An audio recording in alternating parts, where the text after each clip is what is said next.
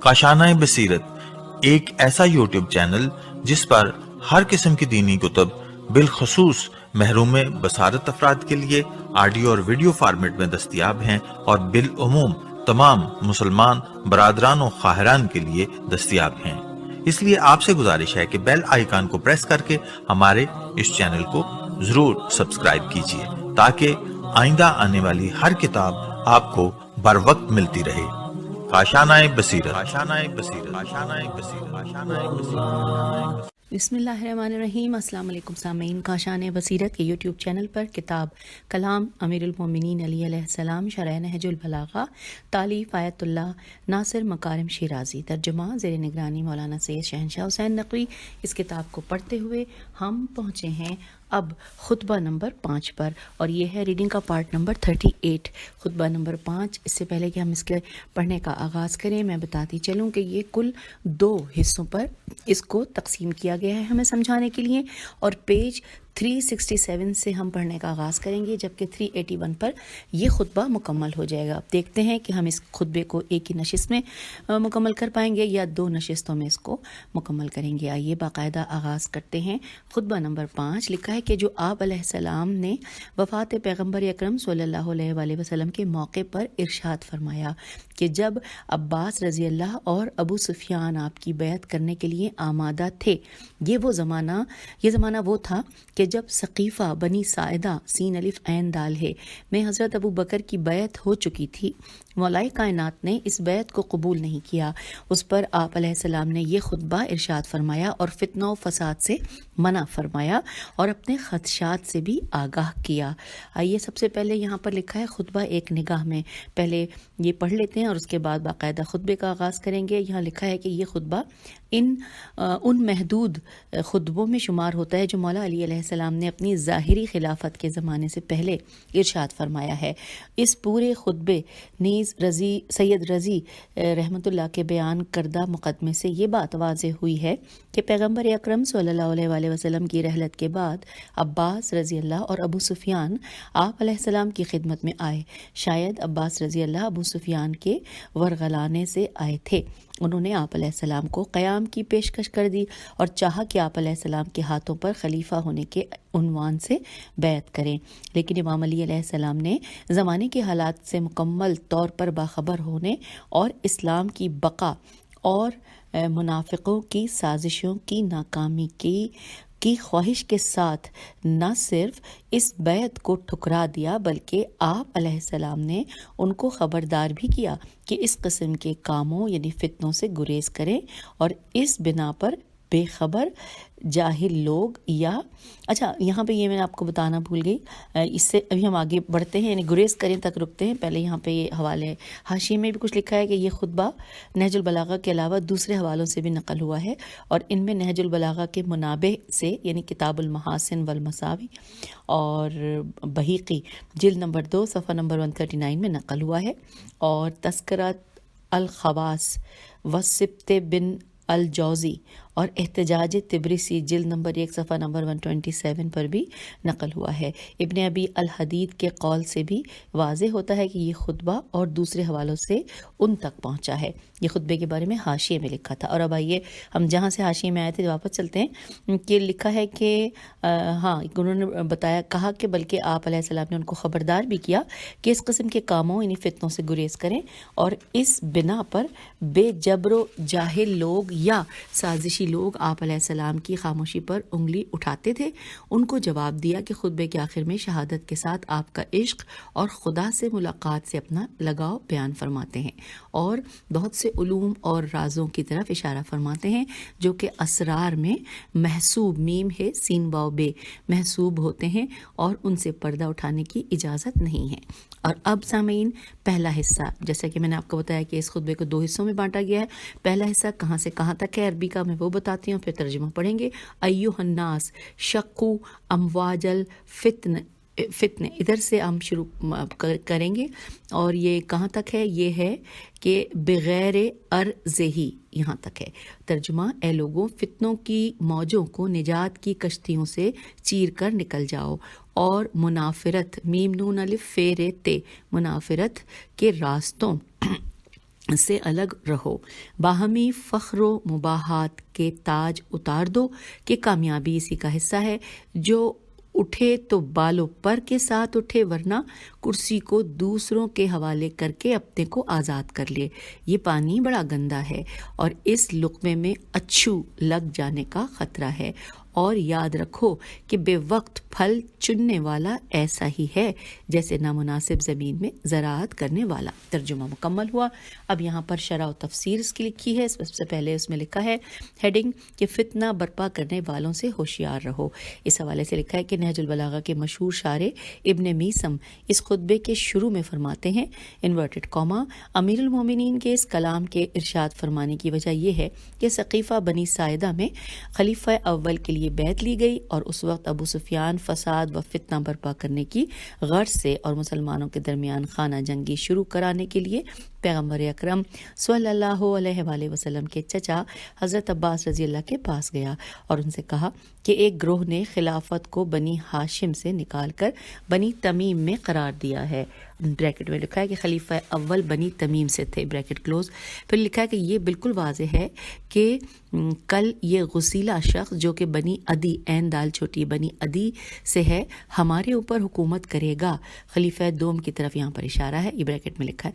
کھڑے ہو جائیں اور چل کر حضرت علی علیہ السلام کے ہاتھوں خلافت کے عنوان سے بیعت کر لیتے ہیں۔ یہ مکمل ہوا۔ یہاں پہ پیراگراف، اگلے پیراگراف میں ہے کہ آپ پیغمبر صلی اللہ علیہ وآلہ وسلم کے چچا ہیں اور میری بات بھی قریش کے پاس مقبول ہے۔ اگر وہ لوگ ہمارے مقابلے کے لیے آئے تو ہم ان سے جنگ کریں گے اور ان کو شکست دیں گے۔ اس گفتگو کے بعد دونوں امیر المومنین علیہ السلام کے پاس آئے اور ابو سفیان نے عرض کیا کہ اے ابو الحسن علیہ السلام، خلافت کے مسئلے سے غافل نہ رہو۔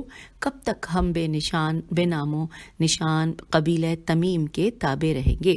اب بریکٹ میں لکھا ہے کہ وہ ان باتوں کے ذریعے چاہتا تھا کہ امام علی علیہ السلام خلافت حاصل کرنے کے لیے اٹھ کھڑے ہوں۔ یہاں پر بریکٹ کلوز ہو گیا۔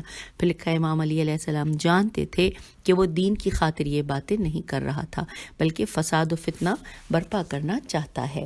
اس حوالے سے حوالہ نوٹ کیجئے، شرح ابن میسم جلد 1 صفحہ نمبر 276۔ اس لیے آپ علیہ السلام نے یہ خطبہ ارشاد فرمایا۔ مشہور مورخ ابن اسیر الف سے یر اسیر اپنی کتاب کامل میں لکھتا ہے کہ امام علی علیہ السلام نے اسی مقام پر ابو سفیان سے فرمایا کہ انورٹڈ کاما، خدا کی قسم تمہارا مقصد فتنہ برپا کرنے کے علاوہ کچھ نہیں ہے۔ تم ہمیشہ سے اس سوچ میں تھے کہ اسلام اور مسلمانوں کے لیے شر برپا کروں، ہم تمہاری نصیحتوں کے محتاج نہیں ہیں۔ انورٹڈ کاما کلوز ہو گیا۔ حوالہ ہے کامل ابن اسیر جلد نمبر 2 صفحہ نمبر 326۔ آگے چلتے ہیں، لکھا ہے یہاں سے حالات و واقعات اچھی طرح سے روشن ہوتے ہیں کہ کن حالات میں آپ علیہ السلام نے یہ خطبہ ارشاد فرمایا تھا، اور اس وضاحت سے خطبے کے تمام جملے روشن و واضح ہو جاتے ہیں۔ اب سامعین یہاں پہ 4 اہم نکات، یہ ہیڈنگ ہے، اس میں لکھا ہے کہ خطبے کے پہلے حصے میں امام علیہ السلام نے 4 اہم نکات کی طرف اشارہ فرمایا ہے۔ سب سے پہلا نکتہ ہے ایھا الناس، یعنی جو سب سے پہلی لائن ہے جس کا ترجمہ ہے کہ اے لوگو، فتنوں کی بھاری موجوں کو نجات کی کشتیوں کے ذریعے شگافتہ کرو اور اختلافات و تفرقہ بازی اور دشمنی کے راستے سے باز رہو اور اپنے سروں پر تکبر و فخر اور بڑائی کے تاج اتار ڈالو۔ یہ یہاں تک کا ہے پہلے حصہ اس کا، یعنی پہلا نکتہ۔ اس میں لکھا ہے کہ اے لوگوں کا خطاب واضح کرتا ہے، یعنی اے لوگوں ورڈ انورٹڈ کاما میں لکھا ہے یہ یا ایھا الناس شقو، یہ ہے نا یہاں پہ شقو پیش ہے کہ لکھا ہے کہ اے لوگوں کا خطاب واضح کرتا ہے کہ آپ علیہ السلام کی خدمت میں صرف یہی 2 افراد نہیں تھے بلکہ دوسرے افراد بھی موجود تھے۔ کچھ احادیث اس بات کی تائید کرتی ہیں۔ اس کے بعد لکھا ہے کہ یہ نکتہ قابل توجہ ہے کہ حضرت امام علی علیہ السلام فتنوں کو موجوں سے تشبیہ دیتے ہیں اور ان سے مقابلہ کرنے کے لیے نجات کی کشتیوں سے کام لینے کی سفارش کرتے ہیں۔ نجات کی کشتی سے مراد وہ بڑی مضبوط کشتیاں ہیں جو موجوں کو پھاڑنے اور مسافروں کو نجات کے ساحل تک پہنچا پہنچانے کی صلاحیت رکھتی ہیں۔ یہاں کشتی نجات سے خدا کے نمائندے خصوصاً پیغمبر اکرم صلی اللہ علیہ وآلہ وسلم کے اہل بیت علیہم السلام مراد ہیں۔ اور یہاں پر ہمیں حوالہ بھی چیک کرنا ہے کہ کچھ دیا ہے یا نہیں، وہ اس سے مناسبت آگے پھر چلتے ہیں۔ لکھا ہے یعنی کہ ہم جو کہیں گے کہ اس کو غور سے سنو اور اس چیز پر عمل نہ کرو جو خود چاہتے ہو، ٹھیک ہے۔ پھر لکھا ہے کہ اس مفہوم کی تائید اس بات سے ہوتی ہے کہ بعد والے جملے میں آپ علیہ السلام نے اختلافات ایجاد کرنے کو اور فخر و مباحات اور اپنے گروہ یا قبیلے کی بڑائی جتانے کو ایک خطرناک راستے سے تشبیہ دی ہے، اور فرماتے ہیں کہ جتنا ہو سکے جلدی اس سے الگ ہونا چاہیے۔ یہ بات یاد رہے کہ منافرت میم نون الف فیرے تے منافرت کے اصل معنی دو افراد کا ایک دوسرے پر فخر کرنا ہے، پھر فیصلہ کرنے کے لیے کسی تیسرے شخص کے پاس جانے کے معنی میں استعمال ہوا ہے۔ پھر لکھا ہے کہ حقیقت میں امام علیہ السلام نے اس قیمتی کلام میں انسانی معاشرے کی دکھتی رگ پر انگلی رکھ دی ہے۔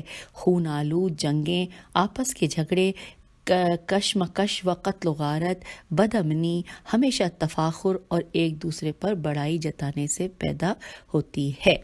اگر یہ بت توڑ دیے جائیں تو انسانی معاشرے کی بہت سی مشکلات حل ہو جائیں گی، دنیا میں امن و امان قائم ہو جائے گا۔ یہ بات سچ ہے کہ جاہ طلب افراد ہمیشہ معاشرے کے حقوق کے دفاع اور اقتدار کی حفاظت کے پردے میں اپنے آپ کو چھپا کے رکھتے ہیں، لیکن کون نہیں جانتا کہ یہ سب ان کا اپنے اقتدار اور مقام حاصل کرنے اور دوسروں پر تسلط حاصل کرنے کا وسیلہ و بہانہ ہے۔ پہلا نقطہ مکمل ہوا، دوسرا نقطہ ہے، لکھا ہے دوسرے نقطے میں مولا فرماتے ہیں افلاح من نہضا، یہاں سے یہ اور کہاں تک ہے، فارہا تک لکھا ہے کہ، اور ترجمہ میں ہے اس کا کہ وہ شخص جو پرو بال، بریکٹ میں لکھا ہے یار و مددگار، جو پرو بال رکھتے ہوئے قیام کرے وہ کامیاب ہوا ہے، یا مقابلہ کرنے کی طاقت کافی نہ ہونے کی وجہ سے امن پسندی کے راستے پر چلے تو وہ بھی کامیاب ہے۔ بریکٹ میں لکھا ہے خود بھی آرام و راحت سے ہے اور دوسروں کو بھی آسانیاں فراہم کرتا ہے، بریکٹ کلوز، اور یہاں پر دوسرے نقطے کا ترجمہ بھی کلوز لکھا ہے۔ در حقیقت حضرت امام علیہ السلام یہاں پر اس بنیادی نقطے کی طرف اشارہ فرماتے ہیں کہ اپنا حق لینے کی کچھ شرائط ہیں، اگر وہ شرائط اور حالات موجود ہوں تو قیام کرنے سے دریغ نہیں کروں گا، لیکن جب حالات سازگار نہ ہوں تو عقل و منطق اور ہمارا دین کہتا ہے کہ قیام کرنا نہ صرف ترقی کا سبب نہیں ہے بلکہ معاشرے میں شگاف اور اختلافات اور خود کو اذیت دینا اور دوسروں کو بھی زحمت میں مبتلا کرنے اور طاقت کو بیکار ضائع کرنے کا باعث ہے، اور یہ ایک ہمیشہ رہنے والا بنیادی اصول ہے جس پر تمام معاشرتی کاموں میں خصوصاً سیاسی قیام و انقلابوں میں توجہ کرنی چاہیے۔ اب آگے تیسرا نقطہ، تیسرے نقطے میں مولا فرماتے ہیں جو کہ حاذا معاون سے شروع ہو کر ختم ہوتا ہے بہا آکلوہا تک، اس ترجمہ ہے کہ لوگوں پر کی جانے والی حکومت ایک گندا پانی ہے یا گلے میں پھنسی ہوئی ہڈی ہے، انورٹڈ کاما کلوز۔ اس حوالے سے تفصیل پڑھتے ہیں کہ لوگوں پر کہ جس حکومت کے حصول کے لیے کچھ لوگ اپنا گریبان چاک کرتے ہیں اور ہر ناجائز کام اس مقصد کے حصول کے لیے جائز سمجھتے ہیں، اس چیز سے حضرت امام علیہ السلام پردہ اٹھاتے ہوئے فرماتے ہیں کہ یہ بات درست ہے کہ انسانی زندگی کا دار و مدار پانی اور کھانا ہے، لیکن کون سی غذا اور کون سا پانی؟ حضرت امام علیہ السلام نے یہاں پر حکومت کی کیفیت کو آلودہ و گندا اور بدبودار پانی اور گلے میں پھنسے ہوئے لقمے سے تشبیہ دی ہے۔ یقیناً ایسا ہی ہے، انسان جتنا بھی حاکم اور معاشرے کے صاحب اختیار لوگوں کی زندگی کا نزدیک سے مطالعہ کرتا ہے تو وہ ان کی زندگی کی مشکلات اور شدید بے چینی اور ان کے برے انجام سے زیادہ باخبر ہوتا ہے۔ نہ یہ لوگ سکت سانس لے سکتے ہیں، نہ ان کے لیے قابل توجہ اور حقیقی شان و شوکت نظر آتی ہے۔ البتہ رہبران حق ان سب حقیقتوں سے واقف ہوتے ہوئے بھی صرف خوشنودی خدا کے لیے اور دین خدا کی سربلندی کے لیے ان مشکلات اور تکلیفوں کا سامنا کرتے ہیں اور اپنا آرام و آسائش بندگان خدا کی خدمت کے لیے ترک کر دیتے ہیں۔ یہ بھی احتمال دیا جاتا ہے کہ یہاں پر حاذا کا اشارہ اس حکومت کی نوعیت کی طرف اشارہ ہو جس کی پیشکش ابو سفیان کر رہا تھا، یہ بات درست ہے کہ حکومت پانی کی طرح اقوام کے لیے مایہ زندگی ہے، اور اس اعتبار سے کہ ہمیشہ انسانی معاشروں میں حکومت و اقتدار دنیا پرست لوگوں کا مطمع نظر رہی ہے۔ طبعی طور پر اسی حکومت کے لیے یہ لوگ نیک افراد کے ساتھ اختلافات و جھگڑے کرتے رہے ہیں، اور یہ زندگی دینے والا آب حیات ان کے ہاتھوں گندا ہوتا رہا ہے، اور یہ حکومت جو غذا کی طرح انسانی معاشرے کے لیے طاقت و قدرت کا سبب ہے، ایک نامطلوب شکل اختیار کر لیتا ہے، یہاں تک کہ بہت سے اولیاء و مردان حق اس سے شکایت کرتے تھے اور اسے ناپسندیدہ جانتے تھے، اور واضح طور پر کہتے تھے کہ اگر خدا کا حکم نہ ہوتا اور اس کی رضائیت نہ ہوتی تو وہ اس کے لیے تیار نہ ہوتے، جیسا کہ خطبہ شقشقیہ کے ذیل میں جہاں پر امام علیہ السلام حکومت اور اقتدار کو ذاتی طور پر ایک بکری کی چھینک سے نکلنے والے پانی کے ذرات سے بھی کمتر جانتے ہیں۔ اور اب آئیے چوتھا نقطہ لکھا ہے۔ چوتھے نقطے میں اس مسئلے کی خصوصیات میں سے ایک کو بیان کرنا شروع کیا ہے کہ جو بھی کسی اہم کام کے لیے مثلاً کہ دینی اور الہی حکومت کو تشکیل دینا وغیرہ قیام کرتا ہو تو ضروری ہے کہ مناسب حالات میں اقدام کرے، یا خود حالات کو سازگار و مناسب بنا سکتا ہو تو بنائے، ورنہ اندھا دھند قیام کرنا ناکامی اور شکست کے علاوہ کوئی نتیجہ نہیں رکھتا۔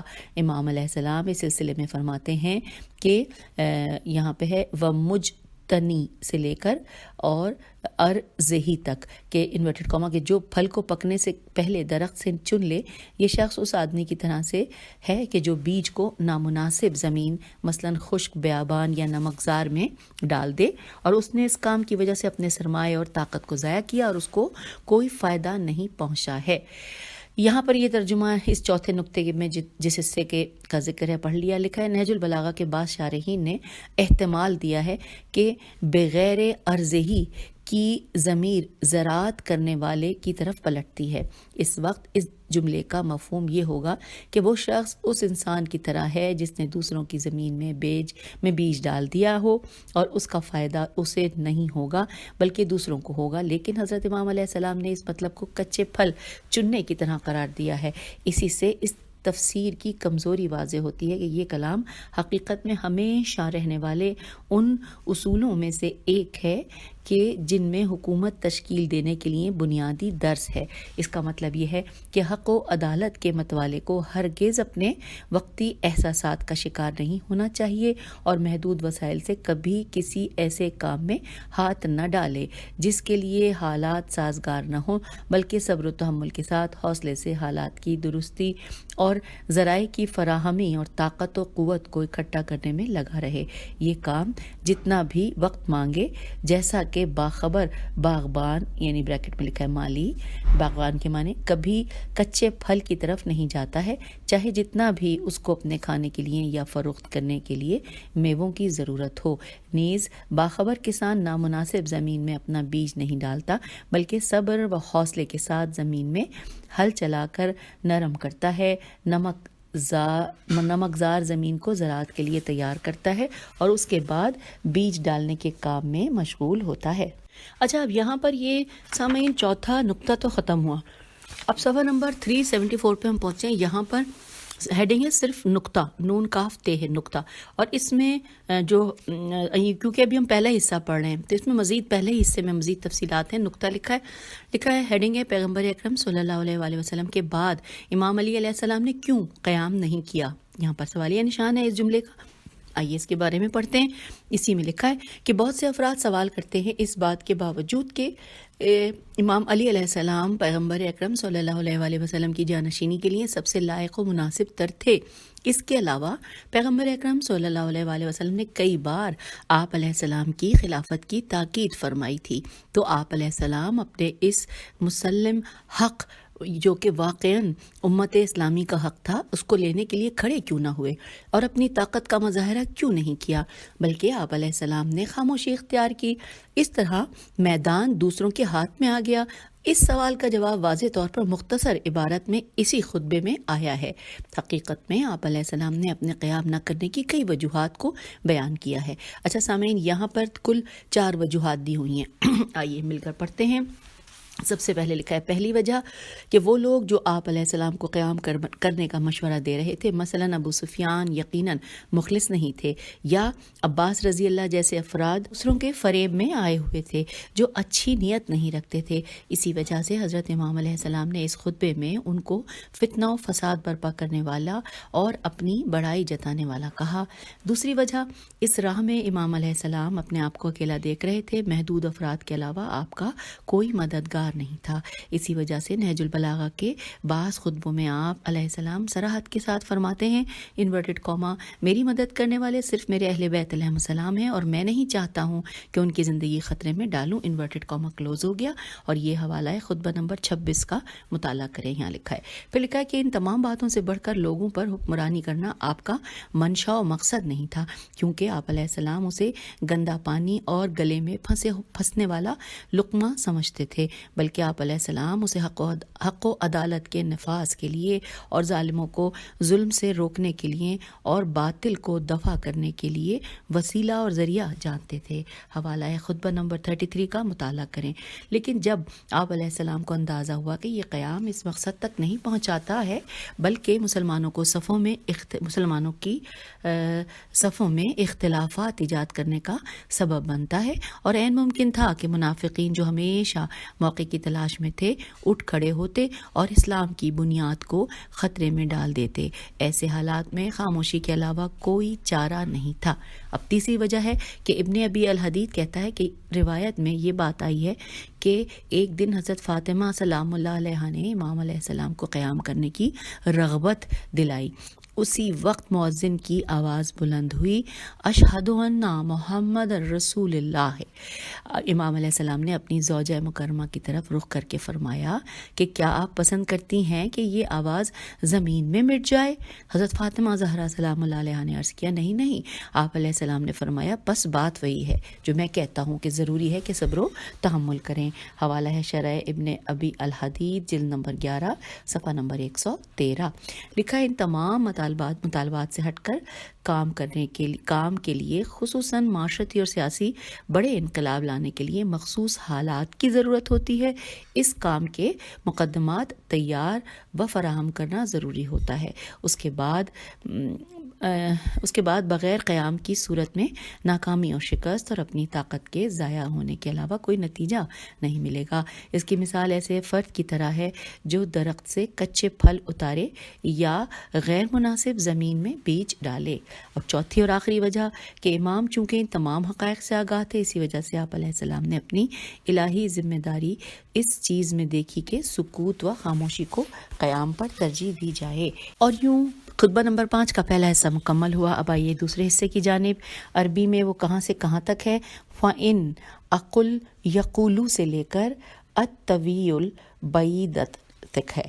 ترجمہ پڑھتے ہیں۔ میری مشکل یہ ہے کہ میں بولتا ہوں تو کہتے ہیں کہ اقتدار کا لالچ رکھتے ہیں، اور خاموش ہو جاتا ہوں تو کہتے ہیں کہ موت سے ڈر گئے۔ افسوس میں تمام مراحل دیکھ چکا ہوں، خدا کی قسم ابو طالب کا فرزند موت سے اس سے زیادہ مانوس ہے جتنا بچہ اپنی ماں کی چھاتی سے مانوس ہوتا ہے۔ البتہ میرے سینے کی تہوں میں ایک ایسا پوشیدہ علم ہے جو مجھے مجبور کیے ہوئے ہے، ورنہ اسے ظاہر کر دوں تو تم اسی طرح لرزنے لگو گے جس طرح گہرے کنویں میں رسی تھر تھراتی اور لرزتی ہے۔ Inverted comma close. یہاں پر دوسرا حصہ اس کا ترجمہ مکمل ہوا۔ اب شرح و تفسیر پڑھتے ہیں۔ لکھا ہے سب سے پہلی ہیڈنگ ہے کہ ان بہانہ بازوں سے کیا برتاؤ کیا جائے۔ یہاں پہ سوالیہ نشان ہے اس جملے کے آگے، اور یہ ہیڈنگ بھی ہے۔ ساتھ ساتھ لکھا ہے حضرت امام علیہ السلام اس خطبے کے دوسرے حصے میں بہانہ طلب، جاہل اور حسد کرنے والوں کے متضاد اعتراضات کی طرف اشارہ کرتے ہوئے فرماتے ہیں کہ خلافت کے سلسلے میں جو بھی موقف اختیار کروں،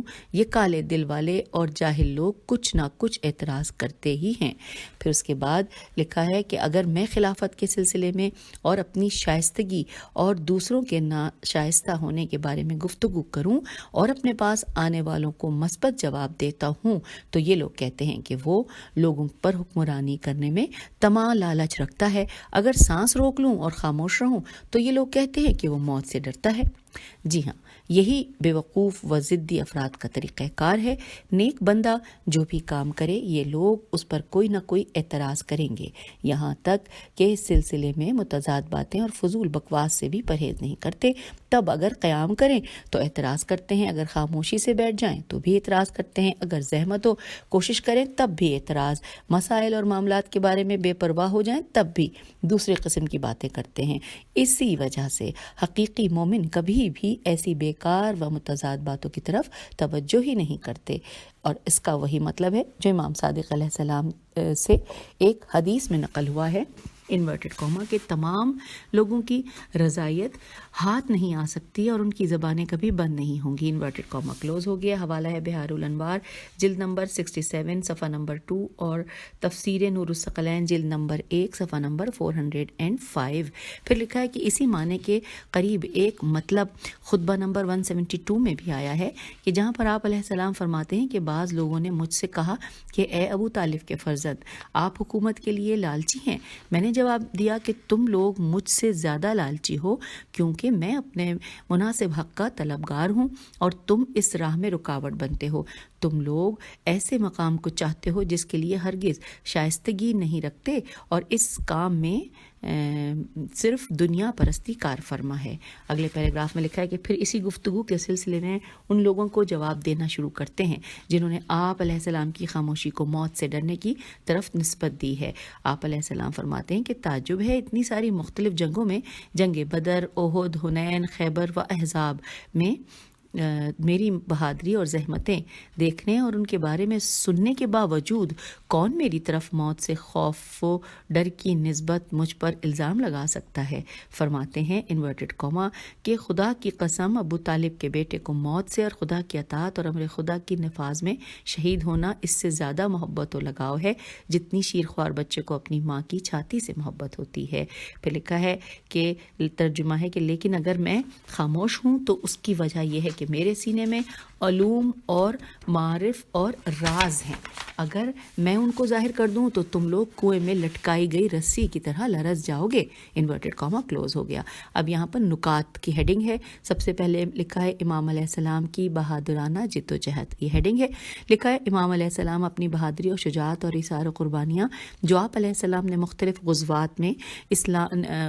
غزوات اور اسلامی جنگوں میں اور دوسرے مقامات پر دکھائیں، مثلاً لیلۃ المبیت، یعنی اس رات جب حضرت علی علیہ السلام پیغمبر اکرم صلی اللہ علیہ وآلہ وسلم کے بستر پر سوئے اور آپ صلی اللہ علیہ وآلہ وسلم کو دشمنوں کے چنگل سے رہائی دلائی وغیرہ کی طرف مختصر اشارہ کرتے ہوئے اعتراض کرنے والوں کو یاد دلاتے ہیں کہ میں کسی بھی حادثے اور واقعے سے نہیں ڈرتا اور اپنی زندگی میں ہر امتحان سے سرخرو ہو کر نکلا ہوں، لہٰذا میری خاموشی خوف و ڈر کی وجہ سے ہرگز نہیں ہو سکتی، بلکہ اسلام اور امت مسلمہ کی مصلحت اس خاموشی میں ہی دیکھتا ہوں۔ لیکن اس مطلب کو بیان کرنے میں عرب کے مشہور ضرب المثل بعد اللتیہ واللتی کی طرف اشارہ فرماتے ہیں۔ دوبارہ میں پڑھتی ہوں، بعد اللتیہ واللتی کی طرف اشارہ فرماتے ہیں۔ اس کہاوت کی داستان اس طرح ہے کہ ایک شخص نے شادی کی، اتفاقی طور پر اس کی بیوی چھوٹے قد کی، کم عمر و بد اخلاق اور غیر متناسب تھی۔ اس آدمی نے اس عورت کے ہاتھوں بہت مصیبتیں برداشت کی، بالآخر اسے طلاق دے دی۔ دوسری مرتبہ ایک لمبی عورت سے شادی کی اور اس عورت نے پہلی عورت سے زیادہ اسے مصیبتیں اور پریشانیاں اور اذیتیں دیں، آخر میں مجبوراً اسے بھی طلاق دینا پڑی، اور اس کے بعد اس نے کہا انورٹڈ کاما کہ اس چھوٹے قد والی عورت اور دوسری لمبے قد والی عورت کے بعد میں ہرگز شادی نہیں کروں گا۔ اس کا یہ جملہ چھوٹے بڑے حادثے کے موقع کے لیے ضرب المثل ہوتا ہے۔ امام علیہ السلام کا مقصد اس کلام میں یہ ہے کہ میں نے اپنی زندگی میں ہر قسم کے حادثوں کا شجاعت اور دلاوری اور ذہانت کے ساتھ مقابلہ کیا ہے، ان کو پیچھے چھوڑ دیا ہے، لہٰذا میرے لیے خوف و ڈر کی کوئی وجہ نہیں ہے۔ اور اب اگلی ہیڈنگ ہے کہ میں موت سے کیوں ڈروں؟ سوالیہ نشان ہے. لکھا ہے دوسرا نقطہ جو امام فرماتے ہیں کہ میرا لگاؤ انورٹڈ کوما میرا لگاؤ موت سے شیر خوار بچے کی شیر مادر سے لگاؤ اور رغبت سے زیادہ ہے انورٹڈ کوما کلوز. لکھا ہے یہ بات درست ہے کہ ماں کا پستان بچے کی زندگی کا سرمایہ ہے. بچہ اپنا کھانا پینا حتیٰ کہ دوا بھی اسی سے لیتا ہے. یہی وجہ ہے کہ جب ماں بچے کے منہ سے پستان نکال لیتی ہے تو وہ اس طرح روتا ہے اور پریشان ہوتا ہے گویا پوری دنیا اس سے چھین لی گئی ہے, اور اگر اس کے منہ میں وہ دوبارہ دے دیتی ہے تو وہ اتنا ہی خوشحال ہوتا ہے گویا پوری دنیا اس کے حوالے کر دی گئی ہو. تاہم یہ محبت اور لگاؤ جیسا بھی ہو اور اس فطرت میں شامل ہے وہ اس فطرت میں شامل ہے. لیکن امام علیہ السلام کا اور تمام الہی عارفوں کا موت سے اور خدا سے ملاقات سے خصوصاً خدا کی راہ میں شہید ہونے سے جو عشق و لگاؤ ہے اور عقل اور عشق کی روح سے موت کو ایک وسیع جہاں میں نئی زندگی کا آغاز سمجھتے ہیں. مرنا ان کے لیے عالم بقا کی طرف دیکھنے کی کھڑکی ہے. جیل کی سلاخوں کو توڑ کر آزاد ہونا ہے, پنجرے کے دروازوں کو کھول کر عالم بالا پرواز کرنا ہے اور پروردگار کے نزدیک ہونا ہے. کون سا عاقل زندان سے آزاد ہونے سے خوش نہیں ہوگا اور کون سا اچھا یہاں پر حوالہ جو دیا ہے وہ ایک اشعار بھی ہیں, وہ میں بعد میں پڑھتی ہوں کہ اور کون سا انسان اس محدود اور پست اور ہر قسم کی محنت و مشقت اور برائیوں سے بری ہوئی دنیا سے نجات پانا اور روشنیوں سے بری ہوئی دنیا میں قدم رکھنے کو برا مانے گا. جی ہاں وہ لوگ موت سے ڈرتے ہیں جو موت کو ہر چیز کا خاتمہ مانتے ہیں, یا یہ لوگ موت کو اپنی بدکاریوں کی سزا کا آغاز سمجھتے ہیں. آئیے سامعین, یہاں پر حاشیے میں لکھا ہے کہ ایک مشہور شاعر نے اس مسئلے کو ایک خوبصورت مثال کے ضمن میں بیان کیا ہے, اور وہ کہتا ہے کہ معرفت کم رکھنے والے کچے پھل کی طرح ہے جو شاخوں سے چپک کر رہتے ہیں, لیکن عارف لوگ پکے ہوئے میوے کی مانند ہیں جو شاخ سے بآسانی جدا ہوتا ہے. سامعین یہاں پر فارسی میں یہ ہے 4 اشعار ہیں جو کہ ساتھ میں اس کا اردو دیا ہوا ہے, اور اس میں اردو میں وزن نہیں ہے کیونکہ وہ صرف ترجمہ ہی ہے, لیکن ہم پڑھتے ہیں. لکھا ہے دنیا سرسبز ایک شجر ہے, انسان اس پیڑ کا ثمر ہے, ناپختہ ثمر ہے شاخ بستہ, پک جانے پہ ٹوٹتا ہے رشتہ, پک جائے تو پھل ہو خوب میٹھا, ہے کام و دہن کو لطف دیتا. انسان ہو جو معرفت سے محروم, دنیا کی طلب ہے اس کا محصول, دنیا کی سمجھتے ہیں حقیقت, جو لوگ ہیں صاحب معرفت, کرتے ہیں وہ موت سے محبت, ہے موت ہی دائمی سعادت. یہ ہم نے پڑھ لیا. اب لکھا ہے کہ امام علیہ السلام اتنے سارے کارنامے اور علوم و معارف رکھنے کے باوجود موت سے کیوں ڈر جائیں, لہٰذا قسم اور تاکید کے ساتھ فرماتے ہیں کہ ابو طالب علیہ السلام کے بیٹے کو موت سے لگاؤ شیرخوار بچے کا اپنی ماں کی چھاتی سے لگاؤ اور محبت سے بڑھ کر ہے.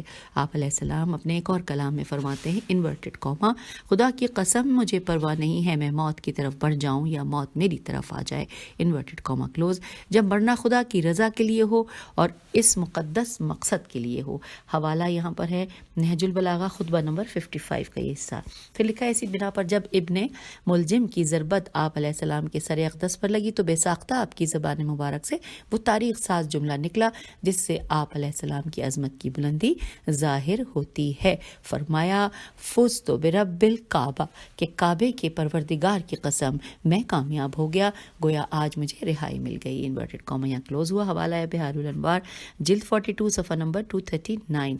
اب یہاں پر ایک اور ہیڈنگ ہے کہ میں کیوں خاموش ہوا. یہاں پر سوالیہ نشان ہے. لکھا امام فرماتے ہیں کہ میری خاموشی جن اسرار اور رازوں سے باخبر ہونے کی وجہ سے ہے, اگر ان کو میں ظاہر کروں تو تم کنویں میں لٹکائی ہوئی رسی کی طرح لرز جاؤ گے. یہ بات واضح ہے کہ کنواں جتنا زیادہ گہرا ہو اس کی گہرائی میں ڈول اور رسی کی حرکت زیادہ ہوتی ہے. کیونکہ ایک طرف کا تھوڑا سا ہلنا رسی کی دوسری طرف وسیع طور پر حرکت کا سبب بنتا ہے. لیکن ان رازوں سے کیا مراد ہے, یہ نہج البلاغہ کے شارحین کے درمیان موضوع گفتگو ہے اور اس سلسلے میں بہت زیادہ احتمالات کا اظہار کیا ہے. کبھی پیغمبر اکرم صلی اللہ علیہ وآلہ وسلم کی وصیت کے مطابق اس ضمن میں امام علیہ السلام کی خاموشی اور آپ علیہ السلام کا جنگ سے دور رہنا مراد لی ہے, اور کبھی آپ علیہ السلام کی خاموشی سے اسلامی معاشرے کو ہونے والے فوائد اور نقصانات سے آگاہی مراد لی ہے۔ بعض دوسرے افراد